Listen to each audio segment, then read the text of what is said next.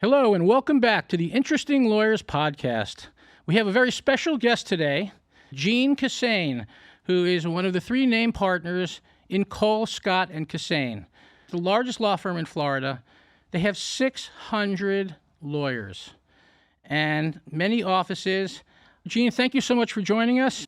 Hey, Russ, what a privilege. I was so grateful to be invited by you, and particularly a trial lawyer of your capability and caliber. So thank you for having me. I appreciate that. Let me just ask you a couple questions about your firm. Cole, Scott, and Kissane, you guys are only in Florida? We're only a Florida firm exclusively. 99.9% of what we do is Florida. I know that you parachute lawyers into other states upon request. How many lawyers are you up to right now?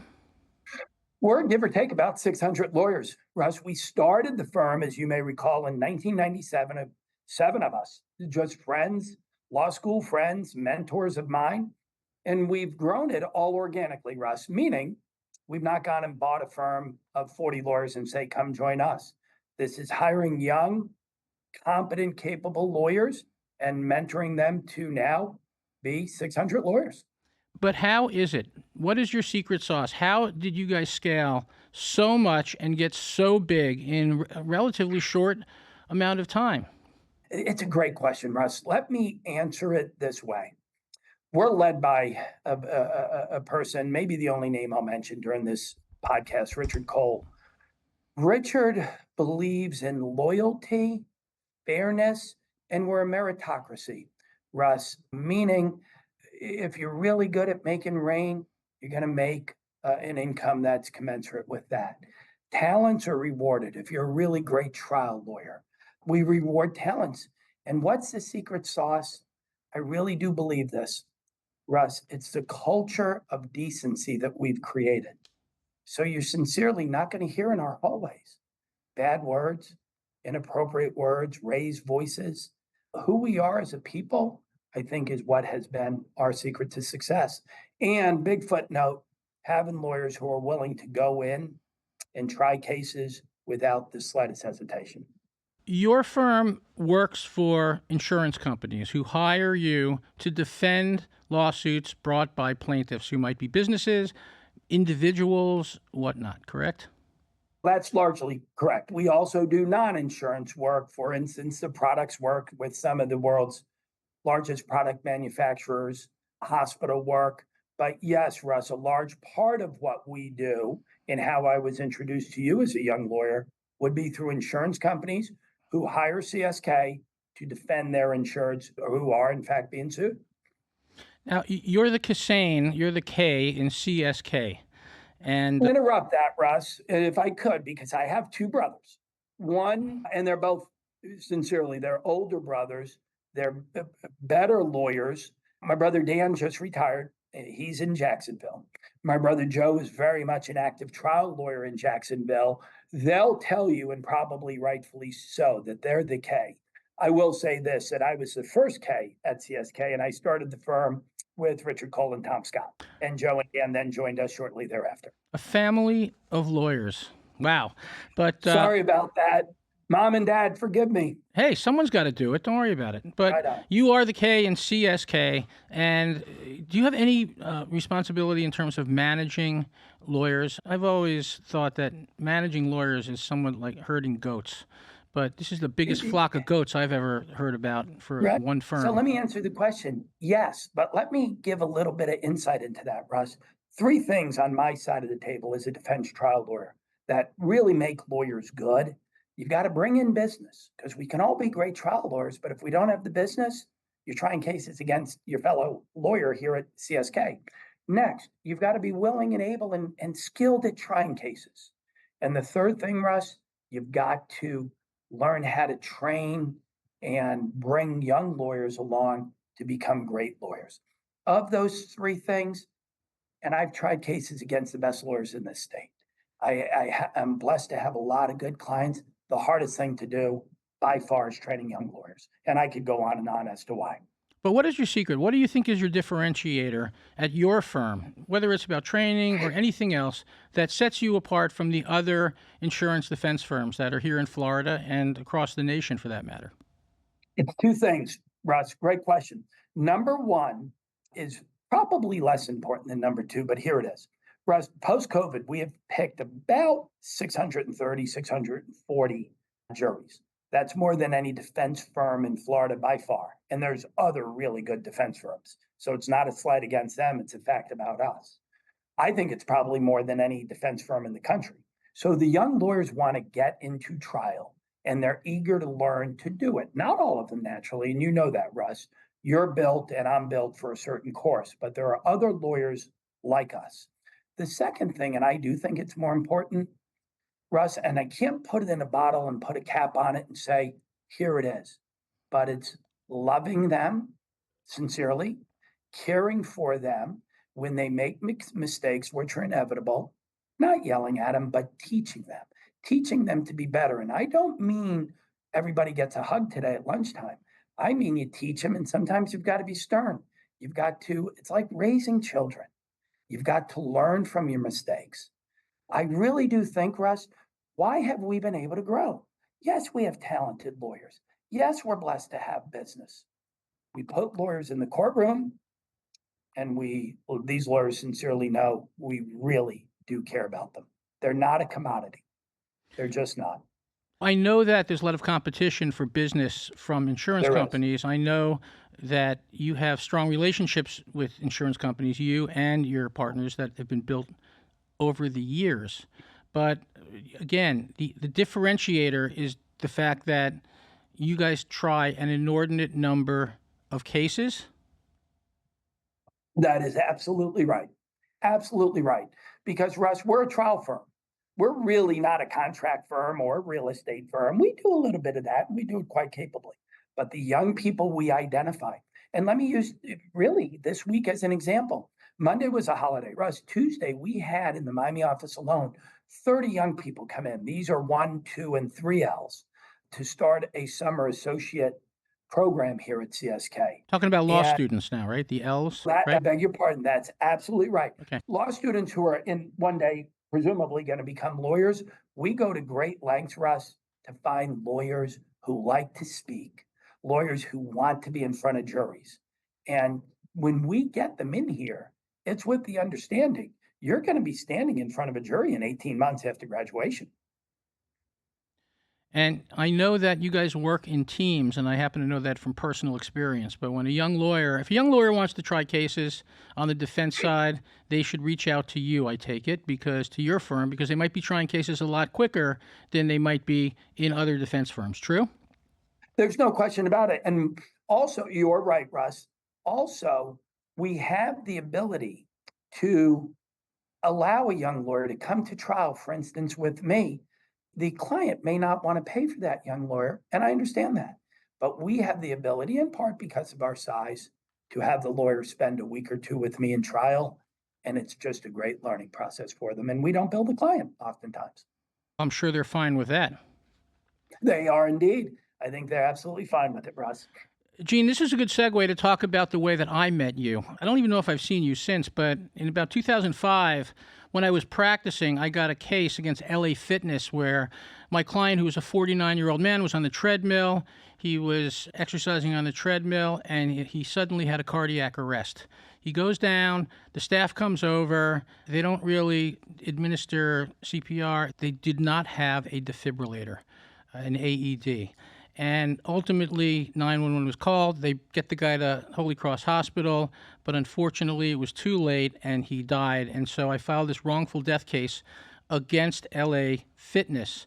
And that's when you and I met. Do you recall just generally meeting me that way? I don't think I ever had cases with you before. And I recall it vividly, actually, Russ. And let me say why. Because Russell Adler and his mentor, they had a reputation in Broward County.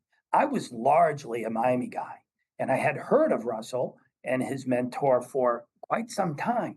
And I wanted to try a case against you, Russ. I recall it vividly. You're one of the guys I always wanted to try a case against, and I'm glad that I got the chance to do that. And my understanding at the time was these cases had been attempted, but nobody had ever won one of these cases before. My understanding was I had the first defibrillator case at the time, and this was in 2005. This was 20 years ago plus when I filed this. But at that time, I don't think anyone had won any cases like this before. Were you aware of that when you got my case on your desk? I was aware of it at some point, that this was the first victory at the trial level for a facility or a business, in this instance, the health club, not having a defibrillator. You were the first. In fact, Russ, if you recall, and I think this came into evidence during the trial. I know it did. In fact, I presumably cross-examined your liability expert with this. Defibrillators were a newer commodity. At the time, defibrillators were required by federal law to be on all aircrafts and in federal buildings, but that was about it. And my argument was that since people at strenuous exercise are 100 times more likely to have a cardiac arrest than you or I might be right now, of all places, LA Fitness should have had one. Now, I'm going to show you an old piece of nostalgia, which has become one of my personal trophies. Christian, can you zoom in on this? So this is a defibrillator that I purchased for our case. It was used as an exhibit. It still has the evidence sticker on it from 2006 when we tried this case. And at the time, there was literature, there had been studies that even elementary school children were able to use this because it talks to you. And when you turn it on, it says, place pads on patient's chest. Do this, do that. Press green button. And it would only shock people if they were in atrial fibrillation, which is it's a particular cardiac arrhythmia, and it wouldn't shock people who didn't need to get shocked. So first of all, do you remember this great piece of evidence that I used? Russ, I remember it like it was this morning because you actually played that in front of the jury, and the jury heard it. And I think I heard it for the first time. And it really was sort of child-proof, meaning a 5-year-old could really have used it. Right. And even back then, they were only $1,200 or something like that. And for a big company like LA Fitness, our argument was that they should have had one. And do you recall what your argument was in defense of LA Fitness? These were not standard of care. They weren't used in courthouses or restaurants or bars. They were used in airlines and hospitals. They were not used at health clubs. We are a place where people go to be fit, where people go to swim, and they just weren't used. I'm not drawing, Russ, right or wrong. I'm just speaking factually. These weren't used at the time. Understood. And that was my challenge, right? A jury could still have told you guys that you should have had one, and ultimately they did. But I won the case, and I was really happy about that. But then you took an appeal, and ultimately the appellate court in Florida, the 4th District Court of Appeal, came out with the opinion throwing out my verdict and stating that health clubs do not have a duty or a legal obligation to have a defibrillator at all. And all they have to do is call 911. That's what they did. So see you later, pal. They just got rid of the case. They dismissed it on appeal. And that was the end of it for then. And do you remember when that happened? So obviously you did a great job on the appeal. And I do recall, because on the one hand, Russ, as lawyers, we're trained to win, to want to win. And on the other hand, you want to make sure that what you're doing as a lawyer is in fact going to benefit folks. So I recall the decision vividly. I recall it at the time, and I recall it now, all these years later. And I remember a few parts of the trial, and I will tell you and our listeners, this was really my most challenging trial in my career at the time. I think I was about 20 years admitted at that point. But what happened was you brought 2 young lawyers with you. So you guys triple teamed me. And here I am sitting by myself, and I like dynamic because it looks to the jury like here I am, this single lawyer having to fight off these 3 guys. You brought 2 guys with you, Jonathan Midwall and Michael Brand. But I do remember at times I had to tell the judge, they're triple teaming me. Can you please ask them to just argue one issue, one lawyer at a time, because they're running me over. And the judge was really pretty loosey-goosey. I don't recall, but we wouldn't have charged for 3. But you're so right, Russ. It's a double-edged sword, having 3 lawyers at the defense table on behalf of this corporation, and there's Russ all by himself, not on behalf of the corporation, but on behalf of a widow and children who lost their dad. The optics are important, and it was my judgment after consultation that Mike and I would provide our client with, along with Jonathan, of course, the best ability to win this case.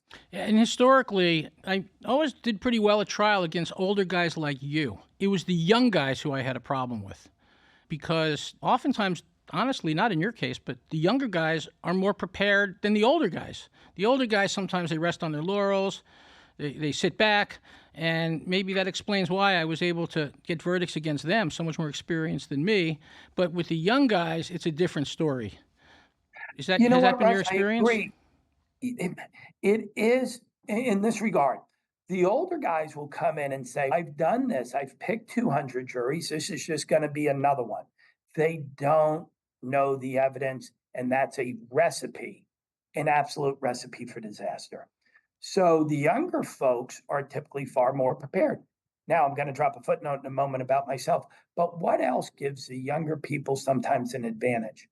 I think I speak for both of us when I say this, Russ, and I know it in my soul. Juries get it. They see everything going on in the courthouse. Collectively, they overwhelmingly reach the right decisions, I think. If a young lawyer is there, he or she is perspiring, they're nervous, they may be asking a silly question because they're so nervous. I find that the jury show compassion for them. And sometimes juries feel sorry for lawyers who are getting their asses kicked as well.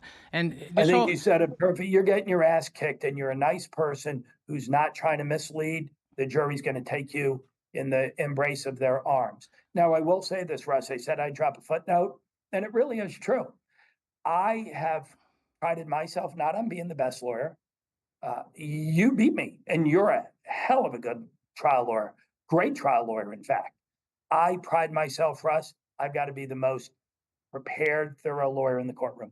Otherwise, I don't want to try the case you because I'm certainly not going to be that guy getting embarrassed. Yeah, you certainly were, but as you know, a lot of your colleagues of our vintage, a lot of them are kicking back a little bit, and it calls to mind this proverb that I share with my clients as a mindset and performance coach, that hard work beats talent when talent doesn't work hard. What are your thoughts about I that? love it.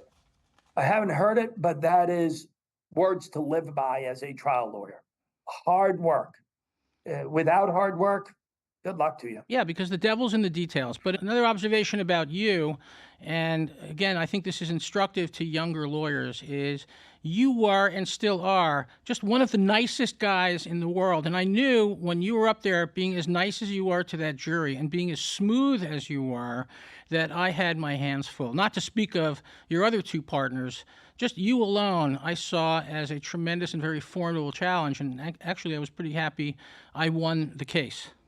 So Well, thank you for such a kind compliment. And that's has nothing to do with being a trial lawyer. I'm an imperfect guy, you know that, Russ, and I wouldn't suggest otherwise. But I do live my life by being kind to everybody. Everybody, whether it's the guy running this law firm or the guy or gal making my copies, it's just who I am. They're gonna be treated the same. yeah, and what I find is that a lot of lawyers, whether they're older or younger, struggle with their ego. They let their ego get in the way. And my advice and my proverb to my clients about that is very simply, your ego is not your amigo. So don't always listen to what your ego wants to do. You have to be humble, you have to be friendly, you have to be nice, and obviously you guys are onto that if there's no yelling and screaming and bedlam going on in your office, as there is in so many other firms, because I've heard stories from other firms where that madness goes on, increases the stress level. Much of it is just ego driven. What are your observations? What do you know about that from what you've heard with other firms? Again, you hit the nail on the head. I hadn't heard the phrase, but I'm going to borrow it from you. Your ego is not your amigo. I have seen in trial and outside of the courtroom people, and in this instance, I'll speak about lawyers, make such profound fools of themselves because they think getting the last word or speaking the loudest somehow fulfills their ego and is going to get the point across. Oftentimes, so yes, Russ, entirely. Check your ego at the damn door. You don't need it. Be humble, all of us. And this is what juries are, just like you and I, Russ, just like our listeners. They are people who embrace nice people. They're people who want to see the right thing done. They're people who want to see justice prevail. I don't think you need to be a bully. I don't think you need to demean your adversary.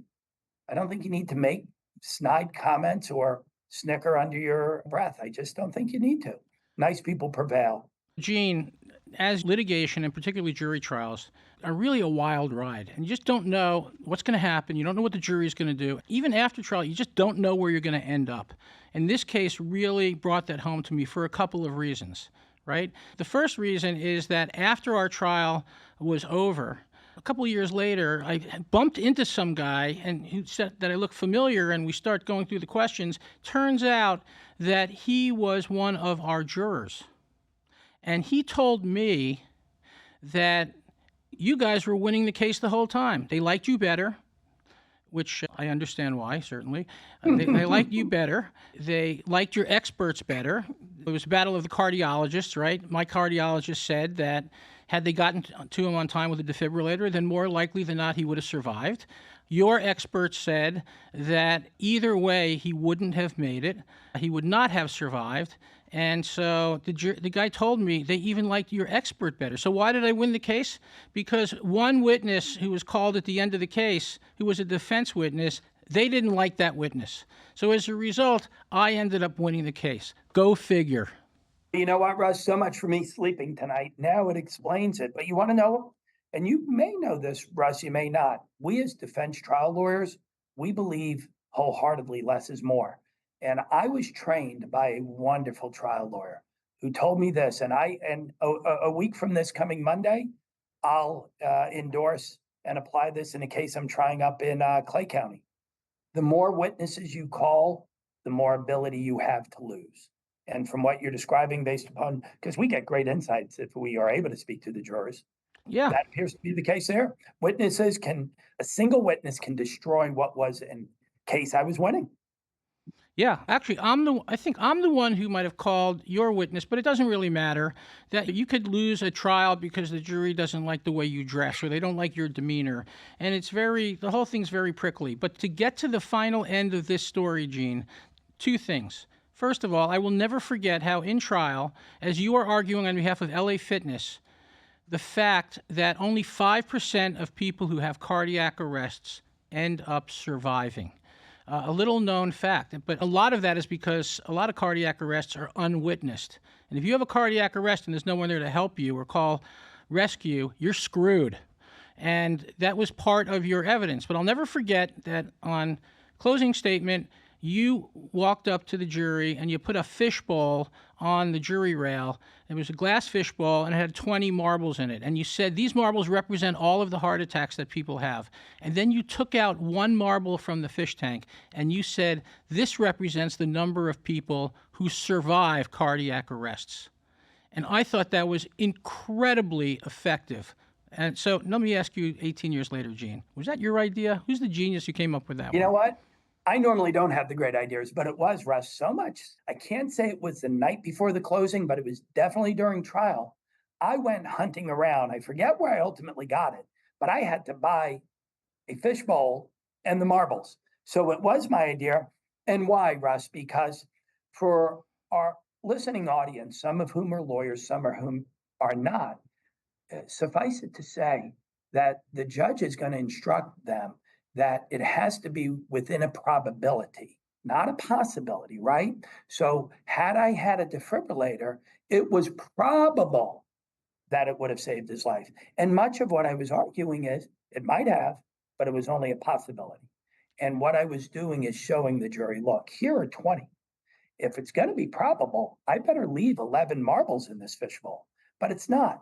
Because the testimony at the end of the day, as you vividly recall, Russ, 5% of folks who have this widowmaker type of horrific incident are going to survive. It's not probable. So I actually think the last time you and I spoke on the phone before we spoke about your coming on the podcast was, I remember where I was at the courthouse. I called you up and I said, Gene, so congratulations on getting that reversal. You won the battle, but I won the war. And you said, what are you talking about, Russ? And I said, I joined an LA Fitness near my home to start working out, and I noticed that it has a defibrillator. And in fact, I noticed that all of the LA Fitness places have defibrillators. My conclusion, my takeaway was that LA Fitness, after what they went through with us, even though they won, they didn't want to go through it again. Maybe they decided that it's the right thing to do to save lives, so they got out ahead of it and they put defibrillators in all of their clubs. Do you remember that call? I do remember the call because I do remember saying, "What do you mean? I won the battle, you won the war?" And you know what, Russ? This is one of the leading health clubs really in the world who I think do want to do the right thing. And litigation oftentimes does have an impact on teaching us what is the right thing. Look back, Russ, you and I go back to Hurricane Andrew. Remember how the building code was so vastly changed subsequent to the hurricane, Yep. in large measure because of the litigation that ensued? We need to have more stringent building codes to protect people. I think this is a really good example of that, of a company wanting to do the right thing. I can only imagine the dozens, if not hundreds of people at all the LA fitnesses around the world whose lives may have been saved from cardiac arrest because they now have defibrillators. And even though my clients ended up getting nothing, and I took a big hit on all the costs I had into the case, which was probably upwards of $100,000, I knew at the end of the day that at least society was going to benefit from that, and I'm glad that it really has. It's lawyers like you, Russ, how you tried cases. And I'm not pandering to you on this. Try cases against the guys and gals. At the end of the day, I don't know if they care about their clients. I don't know if they care about a societal change. They care about money. Russell Adler, you're a different breed of cat. I think you had a passion for your clients. That's what in part made you so good. And I think you have a passion for the right thing. I sincerely do. It just turns out from all of the great lawyers I've had on here and interviewed and known over the years, they're all passionate about what they do. They love it. It's one There's thing. no doubt. Yeah, I've always looked at litigation and especially trials as like a game. It's a game, but it's one thing to play a game. It's another thing to take sport in the game. When you play the game, you just play it. You're focused on the result. When you're really into it, when you take sport in it, then you're passionate about what you do. Whether you win, lose, or draw, you strike me as someone who really takes sport in it in a professional way as a defense attorney. Is that true of your whole firm? In other words, what you're telling me is that does that reflect the philosophy of Cole, Scott, and Kissane on that issue? So it reflects our philosophy entirely. Is it true with everybody? I don't know. I'd probably have to think hard on that. But I'll tell you what, Russ, of the 50 top trial lawyers at this firm, heck yeah, you better be passionate or you lose. You better bring positive energy or you lose. And you know what, Russ, and you're probably the same. I forget my victories, but I think I remember all of my losses very well. Oh, me too. I lost a. You got to bring passion, man. Yeah, my attitude as a trial lawyer was, look, I love trying cases. I don't care if I win, lose, or draw at the end. I care for my client, but I really love doing it. So let's step up to the plate. Let's go, baby. Yeah, let's go, baby. Let's put the ball on the tee. Because the fact of the matter is, Russ, we, having tried a lot of cases, I think back to this. Ships are safe in port, but it's not what they're built for. Let's go, baby. Let's go out to sea. Come on, trial lawyers. You can all be litigators and go home and say to your spouse over a glass of wine, boy, I got a great settlement today. Come on. Let's go try cases. Yeah. Look, you guys know that everyone talks about and threatens to try cases, but the truth is, you guys know, and the insurance companies know because they keep data and analytics on this, which lawyers try cases, which lawyers don't, right? And what their success ratio is and all of that. Does that have anything to do generally in the insurance industry with their evaluation of claims, whether they should settle them, not settle them, try them, or not try them? I love this podcast. Great question. Thank you. Heck yeah. If I'm going to try a case against some of the folks who have appeared in your podcast, who are the world's, not just the states, this country's greatest lawyers, heck yeah, it's a huge factor. It would be like saying it's the fourth quarter and Tom Brady is the quarterback as opposed to Gene Kissane being the quarterback. It would be a factor as to whether I feel good about the fourth quarter, right? Mm-hmm. So, yes, the two things we look at, Russ, where's the venue? Am I trying it, for instance, in Miami, or am I trying it in Pensacola? And of equal importance, if not even more, who's my adversary? Because there will, you know what, Russ, and I don't want to ramble on. Let me just say this. There are lawyers, and I think I speak for both of us. I couldn't drag them to come and try a case, right? There are other lawyers who I can drag kicking and screaming. There's a third set of lawyers, Yeah, they'll go, but you wonder, are they going to collapse during the course of this? Although they have a willingness. You talking And about opposing counsel or the guys who work for you? Who are you talking but about? really both, but I'm speaking in this context of the guys Hmm. who I'm going to be litigating or trying the case against. But here's what's dangerous, Russ, and it's guys like you, is sincerely, it's guys like Stewart. They feel more comfortable in a courtroom than perhaps anywhere else. They want to try the case. Watch out for that lawyer. He and she are dangerous people. You're obviously talking about Stuart Grossman, the legendary I plaintiff's was lawyer in that who, instance. Yeah.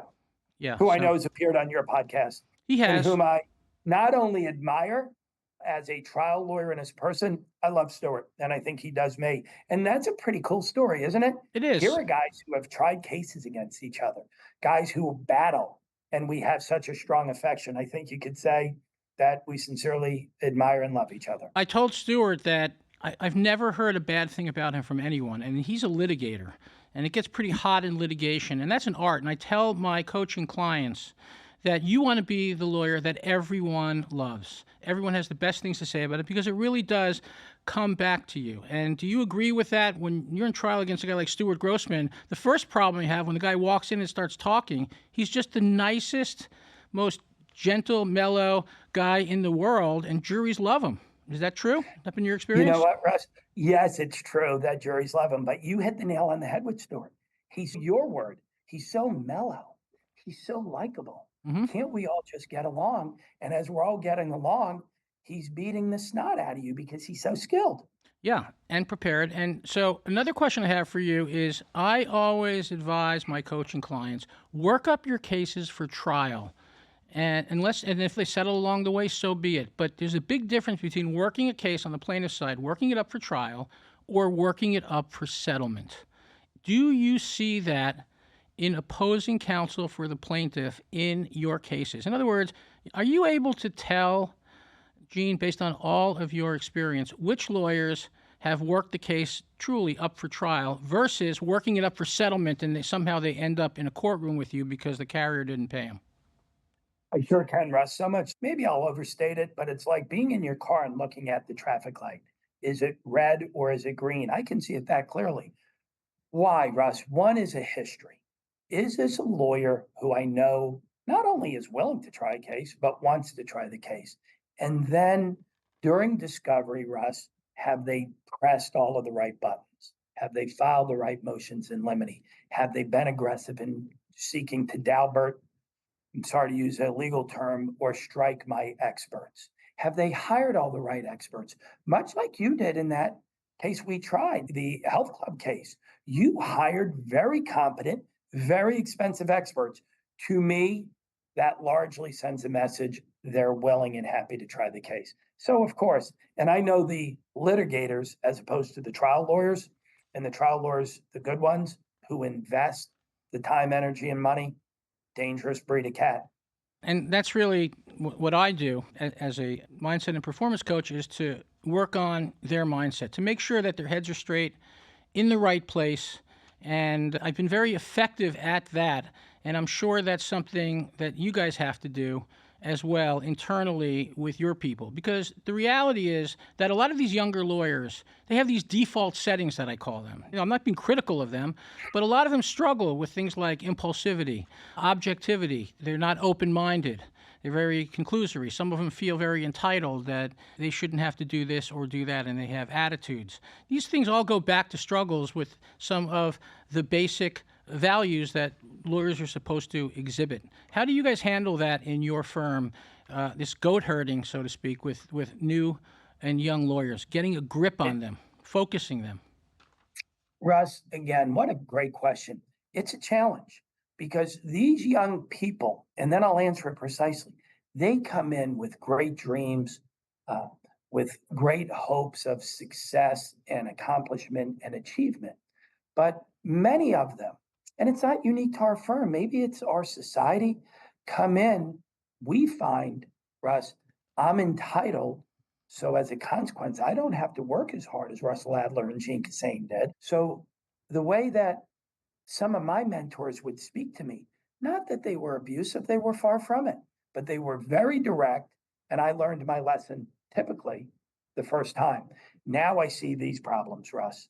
There's an entitlement and there's I'm a victim and you can't be hard on me. And it's a problem.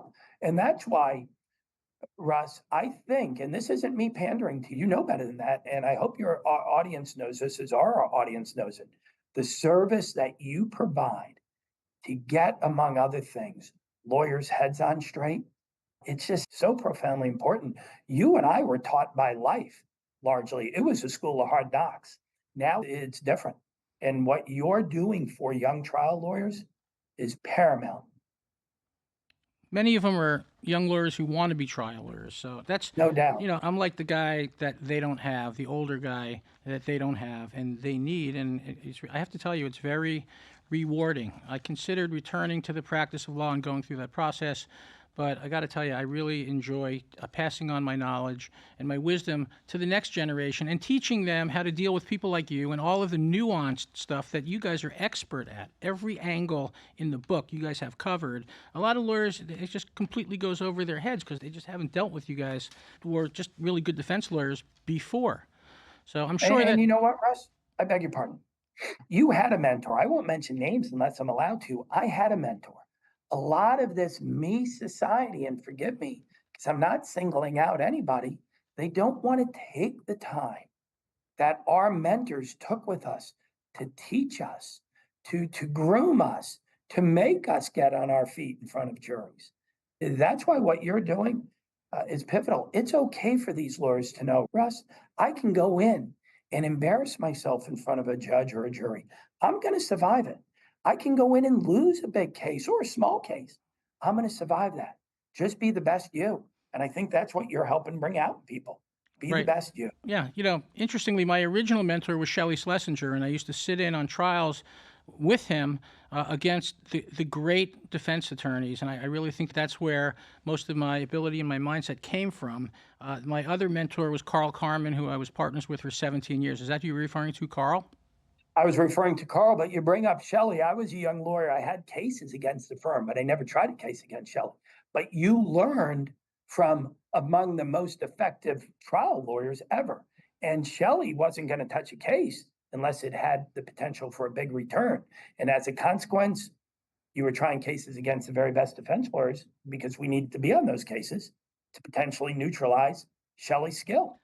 So you were trained by the best. Yeah. So really quick, I just have a few more questions for you. I know you got to go soon. I could stay here all day, Russ. Okay, thanks. So Carl Carmen was one of my mentors as well, and he taught me the art of self-deprecation. Not everybody's into this, but to be self-deprecating. No one was better at it than he was. I'm very good at it now. It's very endearing to people. Some people's egos don't let them do that. But one of the funniest things that he would do, he would always do it when we were with another lawyer, whoever that was. He would look at me and say, Russell, there's a Greyhound bus leaving town at 4:30 today. I want you under it. And then he would laugh and I would laugh, and he taught me that way of endearing people and being that guy that everyone pretty much liked. I certainly have my detractors, as many people have over the years, but that's my goal, and that's my goal as a coach, to make the lawyers I work with, whether they love someone or hate someone, just to be the nicest guy in the world. And I think you're one of those nicest guys in the world on the defense side, and I know that the carriers value that. Because some guys are just, they're jerks. They have attitudes. They say things impulsively that could cost them a case. But you were really smooth 20 years ago. I can only imagine how you are now. Thank God I don't have to deal with you anymore. Thank you for that, Russ. And I want to, if you'll allow me to piggyback on what you just said, very few people I've encountered in my nearly 35 years of trying cases realize what you just said. And I say it to myself all the time. You've got to be self-deprecating. If you can't make fun of yourself, somebody else is going to do it. So part of the thing that I do is I say to folks all the time, because I think self-deprecation breaks the ice. Look, I'm no better than anybody else, right? I said, provided you're willing to put aside the Brad Pitt looks and the Jimmy Kimmel personality, right? You got to be able to have a little fun in life, or maybe even a lot of fun. You got to realize what you and I do between the white lines of a courtroom, it's just that. We're warriors battling there. But when we walk out and it's done, here's the kindness that we show toward one another. It's a mutual respect. Yep. Now, Gene, another thing that you and I know very well, just because you've done it for such a long time, and I did it for such a long time, is that any system that's run by human beings is subject to fraud. And the justice system is no exception to that. Does your firm handle cases that are deemed to be fraudulent by insurance companies, so-called SIU cases, Special Investigations Unit? That's what insurance companies generally call these units, and then they find lawyers to do the SIU work. So does Cole, Scott, and Kissane do SIU work?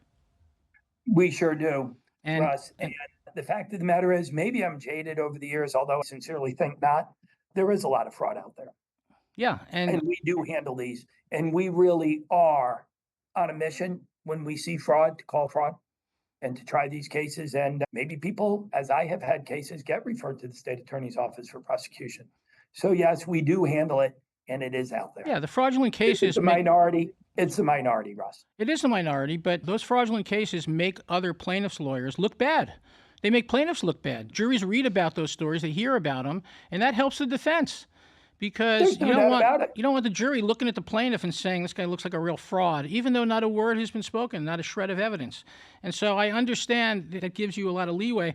Can you think of any really quick stories of a couple of claims that you or your firm has defended that have turned out to be fraudulent, that just have wild facts? You told me about a few when we did our pregame, but share that with our sure audience. I can. In fact, you used an example of Carl saying to you, there's a Greyhound bus leaving at 4:30. I want you under it. I have represented for years and years a busing company. It's not Greyhound, but it's a big bus company, primarily catering to schools and local communities. As you might imagine, Russ, there was an accident, and there will be and have been accidents. These buses are often equipped with video cameras, as are the stoplights or the municipality pole. We had a video camera in a particular accident. And suffice it to say, Russ, there were 53 people on the bus when the accident occurred, and there were 57 literally on the bus after the accident. You say, what does that mean? We had video of 4 people running on the bus so that they could claim they were a victim of the accident. So there's a pretty good example of fraud, right? Yeah, big time. And that's a big learning lesson just for life, I think, Russ. Everything we do is now on video. Who could be so silly or so dishonest? Another example of fraud, Russ, and I really could go on, but that's because I'm an active trial lawyer over 35 years. This is a vast minority of cases. Plaintiff lawyers are often doing a good job, an earnest job in bringing forth meritorious claims. So as you and I acknowledge, this is a vast minority, but I had a claim, Russ, and I love this, where we mediated the case. And this was a case, and I don't recall, Russ, how it occurred, but a gentleman alleges that he hurt his back and he needed to one day go have surgery. And if we didn't pay him at the mediation, he has a surgery scheduled 2 weeks later. So we put surveillance on him. And folks may say, why would you do that? Because not everybody always tells the truth, but videos often speak very loudly about the truth. So we do surveillance that weekend. And I get this gentleman who came into the mediation, Russ, holding a walker. And I'm not remotely mocking that, because when people need them, they use them, except he didn't need them. The video surveillance that we put on him that Saturday or Sunday showed him in the backyard with a friend working on a race car, a big car, a normal sized car. He was literally picking up the back of the car while his friend was trying to do something with the jack to change a tire. So there's a pretty good example of fraud. 2 days earlier, he walks into mediation, barely being able to walk. 48 hours later, I picked this guy up, picking up the back of a car on surveillance. So some crazy things, man. It is. The craziest surveillance stories I have are very simple. Twice in 27 years this happened. Defense got incredible surveillance of my clients doing all sorts of things that they said under oath they could not do. But it turned out that both of those clients had a twin. And it turned out that the surveillance guy was filming their twin. Of course, we would bring in their twin. These are identical twins, of course. We would bring in the twin at trial, at which point the whole thing would fall apart, egg on the face of the defense lawyer. And I know that's extremely rare. But have you ever gotten into a snafu like that, where here you are going in thinking you got this case nailed on surveillance, but as it turns out, you really don't. I've never had the twin, but let me tell you about a case that I just tried probably in the last 2 or 3 months. Russ, I think it's Instagram. I have this plaintiff dead in the water. I have her doing things with her injured arm. It was disbelievable that I had her doing such great things. She's going like this. She's doing this in videos. She's talking like I am. And it's this hand. I'm like, oh my gosh, look at this woman's right arm. She moves it perfect. I didn't realize, Russ, when that and I think it's Instagram plays back in front of a jury, it's a mirror image, meaning I was looking at her left arm. But yeah, true story. Wow. So by my good fortune, I'm showing my wife this because she's my best juror, right? And I say, take a look at this. How could I lose this case? And she's looking and she's saying, which arm? I said, the right arm. She said, that's her left arm. And I'm like, oh my gosh, thank God you said that. So yes, I've had never the twin, but yeah, you better be real careful. And some things, let's face it, Russ, some things are just unavoidable. How is that defense lawyer to know he or she had a twin, right? It just never came up. They never asked Right, them. never came up. Good question to ask in depositions. You brought up social media. I know I'm going to do it from now on. There you go. I know social media has been a great thing for you guys because not only, and I don't know if our listeners are aware of this, but not only can someone's social media accounts be subpoenaed from Facebook or whatever other platform they use, but you can even subpoena and obtain posts that have been deleted, because they're still retained. You just have to know what to ask for. And I know that this has really gotten involved in a lot of these plaintiff cases or a lot of these personal injury cases and been wonderful for defense attorneys. A lot of people like to go on to Facebook and share their issues and problems with the world and literally document their injury and everything they're doing, and sometimes it ends up being contrary to what they say under oath. What's been your experience with that overall social media? Has it helped you as much as I think? It's only gotten better Yeah, it's only gotten better for the defense lawyers over time, Russ. Why? Because if you take a certain segment, Generation Z or whatever the generation is, these folks can't go to the grocery store without a selfie, let alone going to the beach or an amusement park or a concert or to a club. It's a world of selfies. It's a world of social media. And these are an absolute goldmine because on the one hand, I can't do A, B, and C. But then on the other hand, heck, you're doing on this video a lot more than A, B, and C. And you're absolutely right, Russ. When they press delete, it's not deleted. We typically are able to get the pertinent and relevant social media, and it's the worst friend to a plaintiff in many instances, and it's the best friend to my client. Because it's easy to say in front of a jury, ouch, I hurt and I can't now do jumping jacks.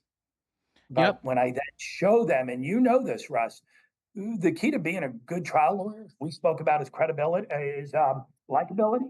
The second thing is credibility. If I know Russ Adler's got me on an issue, I'm going to fight tooth and nail to tell the jury first, here's where I have a problem.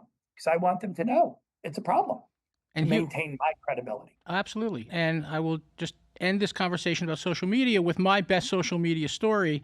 I represented a woman. She was a fashion model, and up in New York, we sued a famous athlete who had met her in a club and touched her in a place where you're not allowed to touch people.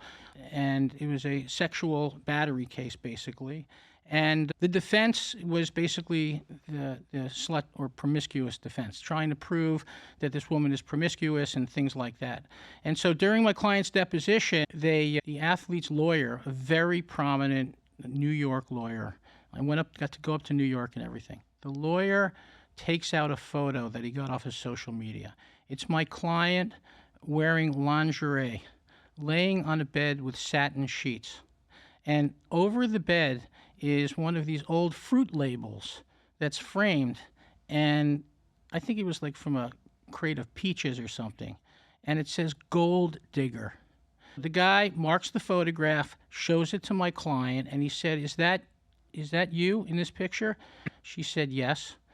And then he asks her what he thinks is the $1 million question, or maybe the $0 question if it led to a defense verdict. Are you a gold digger? And she said no. And then he said, why is that gold digger poster over your bed? And she says, it's not my bed. So now the guy gets all flustered. And he said, whose bed is it? And she said, I don't know. And now he really gets flustered. It turns out that was a set for a modeling shoot that she had done, and she posted it on Facebook. So the gold digger defense, which was the whole heart of their defense and really the only thing that they could argue, went right down the drain, baby. And of course, And you know what, the case Russ? got settled Spot on. after that. Spot on. And you and I know it. And it's harder to do than to say, don't ask a question you're not very confident you know the answer to. Yeah, this was in a deposition, Bam. but still. And then the other video that Yep. I had was I literally had game footage of this athlete, and I replayed it a few times because what he did is something that he did as an athlete. It's a longer story than that, but I used that against him as well. So it cuts both ways. But at the end of the day, yes, unfortunately, some cases are fraudulent. You guys are better than ever at detecting those cases and getting rid of them. And that's another reason why I tell my lawyer clients to be so careful about what they do. Gene, let me move on. Let me just ask you my final question, or one of my final questions, about what has been deemed nuclear verdicts, quote unquote. Okay, is this a term that's being batted around in the insurance industry and with defense attorneys? Nuclear verdicts? Oh, you bet. It will be a very rare day where I don't hear that phrase from somebody or in some context. So what's You bet. We what's use a it all the nuclear time. verdict? What is a nuclear verdict? A nuclear verdict, Russ, is an adverse verdict that is 10 times what you anticipated the value of the case to be, 20 times, 30 times. So if I anticipate the value of this case, it's a bad case, it's $1 million. If I go in and try that case to a 10 million, 20, $30 million, we're seeing these verdicts, Russ, that's a nuclear verdict, meaning it's really exploded on me. Okay. First of all, isn't that taken care of by the fact that judges, pretty much in all states, as I understand it, have the power to reduce verdicts that they deem to be excessive? It's called a remittitor. So let me answer your question. No, it's not taken care of by that. Why not? Now, let me go further. You are right. Judges, certainly in Florida, and I think in all states, like you said, Russ, they have the ability to say, you know what, that's simply too high. That shocks the conscience. But it's not going to happen other than in rare instances. Why? In my opinion and my experience, because the Seventh Amendment is a very important part. It's one of our foundations as an American people. We have the right to a jury trial, and that jury is our peers. They're our neighbors, they're coworkers, they're fellow Americans like us. Leave it to them. The juries get it right overwhelmingly. So my experience is, Russ, judges are very reluctant to tamper or to interfere with that jury decision. I know Does that. it happen? Sure, it does. Yeah, I know these so-called nuclear verdicts are very rare statistically if you compare them to all plaintiffs' verdicts, right? And regardless of what the insurance industry calls them, what about the flip side? What about the other side of the coin, Gene? I see social media postings from a lot of defense firms. I'm not sure yours or not, but it'll say, we got a defense verdict, zero verdict in a case where the plaintiff's demand was $10 million. Is there such a thing, in your opinion, as a nuclear verdict in favor of the defendant or the insurance company? I'm going to answer it twofold, Russ. I'm assuming in that example that it's not a $10 million case, a leg off admitted liability. But do I see an overwhelming number of examples where we go and try a case, whether it's CSK or another firm? The ask in front of the jury can be 10 or more $million, and they zero them out. I see them, Russ, like confetti at a parade. I see it all the time. I tried one 4 weeks ago, $1 million, Russ, in past meds through LOPs and whatever it is they were doing. I admitted liability. It was a rear end accident. A very likable plaintiff. The fact of the matter is he wasn't honest. So the jury zeroed him on, I think the ask was 10 or $11 million. So is that And I think the jury should have because he wasn't honest. congratulations on that. Thank you. Was that a reverse nuclear verdict for you? It was for my client. My client obviously was very happy. So, yes, because they weren't going to settle that case. And I was brought in maybe 2 weeks before the trial, Russ. I don't think they would have settled it for less than $5 million. Yeah. So is it a reverse nuclear verdict? You bet, because you walked away with zero. And Gene, in fairness, I'm sure you've tried some cases where there have been zero verdicts, where deep down inside, that didn't even sit well with you. Where the plaintiff's not lying, maybe something went wrong, you don't even know what the hell happened, but they zipped somebody who didn't deserve to get zipped. Do you agree? Does that happen? You know what, Russ? With great transparency, I don't recall getting a zero where the plaintiff should have gotten something, but does it happen? Sure. Do I have examples or instances, Russ, where I pulled a rabbit out of my hat? And I'm not trying to now answer the question a different way.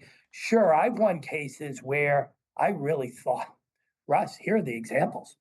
The 4 times, I'm sorry, I had it happen recently. They asked for a calculator. 3 of the 4, I got a zero verdict.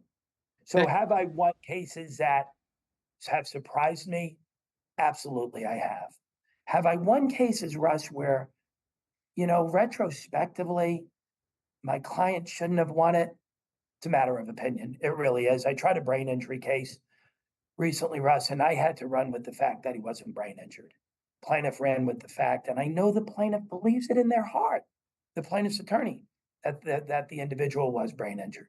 I got a zero, or I'm very close to a zero, Russ. Do I feel that I won one I shouldn't have? No, I don't. Was I very grateful? Yes, I was. For those unaware, a lot of times in these brain damage cases, the defense will find an expert, typically a neuropsychologist or someone, who will say that, in my opinion, the plaintiff suffers from what's known as somaticization, meaning that I'm not saying that the plaintiff is a liar saying they have all these problems. I'm just saying they really don't have those problems, but their brain tells them that they do. So they're somaticizing these things, and that's just a trick the brain plays on them by no fault of their own. So it's like they get to have their cake and eat it too. It's saying, no, this doesn't exist, but we're not saying the plaintiff is a liar. Have you heard of situations like that in your own cases or anyone else's? Not only have I heard them, I've tried them. Russ. And you know what? We could go on and on all afternoon with the brain injury trauma, because now we're seeing it. You remember, Russ, we used to see in every accident case what they call a TMJ, or a temporomandibular joint. Yep. It's that right there that I'm pointing to in your jaw. Now we're seeing so many TBIs, traumatic brain injury cases.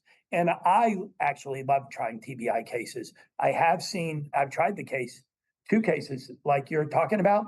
But the key to these cases from the defense, Russ, there's a couple of keys. But you want to show behavior that's inconsistent with the brain injury. For instance, mom, lovely lady, says I've been brain injured. A ceiling tile fell on my case. I tried this case. But when she goes to the DMV, Department of Motor Vehicles, she says she has no limitations. And then when I have surveillance and testimony that she drives her 2 children to and from school every day, that's just not consistent with the brain injury she was claiming. Namely, I'm profoundly brain injured. Yet you're going to now put your children in a car and drive them. So on one hand, to sum this up, Gene, to wrap it up, angry juries can return large verdicts. But juries hate liars. And if they think your client is lying, it's game over. Or you might just get a really low verdict, maybe for their ER bill and maybe the ambulance. I know it's a bit of a generalization, but do you agree with that? I agree wholeheartedly with you. Great. Angry juries return these nuclear verdicts. They're angry at something. And we could go on and on, Russ, about the reptile theory and how that plays in. And these lawyers are very effective. But you know what? Once you lose credibility, you're done in a courtroom. You lie, because think about it, Russ. What are these jurors doing? They're giving up their life. They're missing their work. They're missing their child's school performance. They're missing their spouse. They're missing just vegging and watching a late afternoon movie. They're doing it for you, meaning the plaintiff or the defendant. And the best you can offer up is lying to them. You're done. But sometimes people who don't lie, if they just have catastrophic or profound injuries that really affect them, a lot of times these large verdicts, you call them nuclear, I call them sometimes fair, just reflect a difference in opinion about the value of these non-economic damages: pain, suffering, mental anguish, loss of enjoyment of life. The plaintiff may argue that's worth $5 million. You may argue that's worth 50,000. It's just the difference is a bunch of zeros. But sometimes, isn't it true that the non-economic damages can be disproportionately large on some of those cases? Some of them. No question about it, because we'll try cases, right, Russ, where during jury selection, the prospective juror, who may or may not be seated, will say, how do I quantify what, God forbid, the death of a child through drowning means to the parents? Mhm. I'm incapable of doing that. So we work through that and we ultimately get a jury. And now they have to go in and deliberate. And I Right. do say to you, Russ Adler, who am I to say? Who are you to say? Who are any of us to say? Well, Is such a horrific episode worth 50,000 or a gazillion? Trials are dangerous things, man. yep. And the non-economic damage is a dangerous component. And when people on panels used to ask me, how am I supposed to come up with that? I would say, that's why we have juries. Put your heads together and go back and figure it out. Are you willing to do that? And if they say yes, then maybe I don't get rid of them. But anyway, so Gene. You're right. Can I add one thing, Russ? Please. Yep. That's so compelling about what we're speaking about. And you know this. It's what we as lawyers call anchoring. Yep. You anchor a jury, and then here's how it works twofold, Russ. You have somebody, let's go to my brain injury case. During jury selection, the plaintiff's attorney will do a couple of different things, one of which is, who knows what the minimum wage is? A couple of people will answer, will ultimately decide this is what the minimum wage is. Now you get that minimum wage, or let's say you say $20. You now go to the closing and you say, Mr. Plaintiff has a life expectancy of 40 years. The 40 years are times 365 days. That big number is times 24 hours. So now you have this big number of thousands, and you say, he's lost his leg, or he's brain injured, or he is or she is what they are, times $20 an hour. Juries can do it. And the next thing you end up with is an explosive number. And real quick, Russ, is this point that plaintiff lawyers do very effectively. We can look at Hollywood. We can look to the NBA or the NFL. We have these actors getting paid hundreds of millions of dollars for a film. We have an NBA player getting paid millions of dollars per game. And here this young boy, this lovely boy, loses his leg due to my client's drunken driving. Oof, this is dangerous stuff. Yeah. And these type of examples of what Hollywood and the professional athletes do, dangerous stuff in a courtroom. Dangerous for you. You bet. And yeah, sometimes the verdicts are outrageous, but in fairness, Gene, sometimes they're fair. Even the really big ones are fair. You know, I It agree just with you, depends. Russ. I agree with you. I really do. And at the end of my career, nobody's going to dissuade me from this. Juries typically get it right. Sometimes and this is what you do to help the lawyers, Russ. Sometimes I swallow my own medicine, whereas an objective set of eyes will be like, gee, stop it. You're misreading this evidence because you're so passionate about it. I think juries typically get it right. Where do I drop a footnote on that? Some of these nuclear damage awards, I sincerely feel in my soul, they're just wrong. And it's easy for somebody who's unemployed, for instance, and maybe I'm sounding a little cryptic or sarcastic to say this person should get $50 million. Many of these folks, Russ, couldn't write out $50 million, but I do think juries typically get it right. I sure do. Gene, one thing I always loved about practicing law is among professionals, we know we don't take it personally. We know we're doing our jobs, and we can walk away from a case even when it's a 3-on-1 and still be friends. And I just want you to tell you that I consider you a friend. I've made many friends in trial. You're certainly one of them. So are your partners. I'm very grateful for your coming on today's show. And I hope you're not billing me for this time, but even if you do, it is still well worth it. Your perspective, you really have a unique perspective from where you are, and it means a lot to me. And I think our listeners are really going to enjoy this. Well, Russ, let me return, and I don't do this simply because you're so complimentary of me. I was so delighted to be invited because if you look at your guest list of prior speakers, you have the who's who. And for a lawyer of your magnitude to say, Gene, I want you to share your thoughts, just with great gratitude. Thank you. Thank you so much. Gene Kissane from Cole, Scott, and Kissane, definitely one of the finest law firms down here in South Florida and in the state of Florida, and probably in the country. So with that said, that wraps today's episode of the Interesting Lawyers Podcast. Thank you so much, Gene Kissane, and to our listeners and viewers, we'll see you next time. Have a great day. Thank you.